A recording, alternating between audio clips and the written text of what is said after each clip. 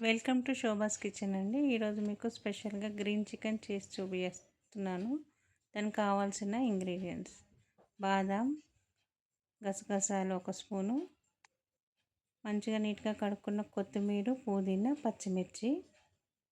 ఇవన్నీ మిక్సీ గ్రైండర్లో వేసి మళ్ళీ అందులో 4 టమాటాలు వేసి మంచిగా పేస్ట్ చేసుకోవాలి. కేజీ చికెన్లో 1/2 టేబుల్ స్పూన్ పసుపు వేయాలి. 1 టేబుల్ స్పూన్ అల్లం వెల్లిపాయ పేస్ట్ వేయాలి. మనం గ్రైండ్ చేసుకున్న మొత్తం పేస్ట్ని అందులో వేసేయాలి. రుచికి సరిపడా సాల్ట్ వేయాలి. 1 స్పూన్ ధనియాల పొడి, 1/2 స్పూన్ గరం మసాలా పొడి. ఇవన్నీ వేసుకొని మంచిగా మ్యారినేట్ చేసుకోవాలి. మంచిగా ముక్కకు పట్టేటట్టు మంచిగా కలుపుకోవాలి. మంచిగా కలుపుకుంటే దానికి మసాలా అంతా మంచిగా పడుతుంది.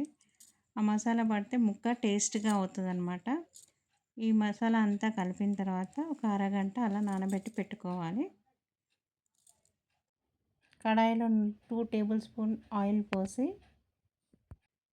జీలకర్ర వేయాలి.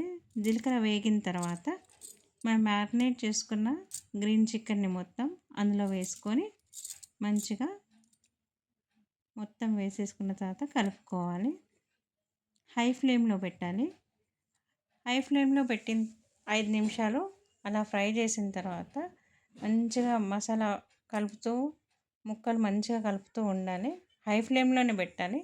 తర్వాత ఫ్లేమ్ చిన్నగా చేసేసి మంచిగా ముక్క కంటిన తర్వాత ఆయిల్ మొత్తం మూత పెట్టేసి ఒక 10 నిమిషాలు ఉడకనివ్వాలి. 10 నిమిషాల తర్వాత ఇలా సాఫ్ట్గా ఉడుకుతుంది. సాఫ్ట్గా ఉడుకుతాయి. ఇలా ఇలా పెట్టి ఉడకబెట్టినందుకు మసాలా కూడా మంచి ముక్కకు పడుతుంది. ఇలా మీరు ఒకసారి ట్రై చేసి చూడండి. మీకు ఈ రెసిపీ బాగా నచ్చుతుంది.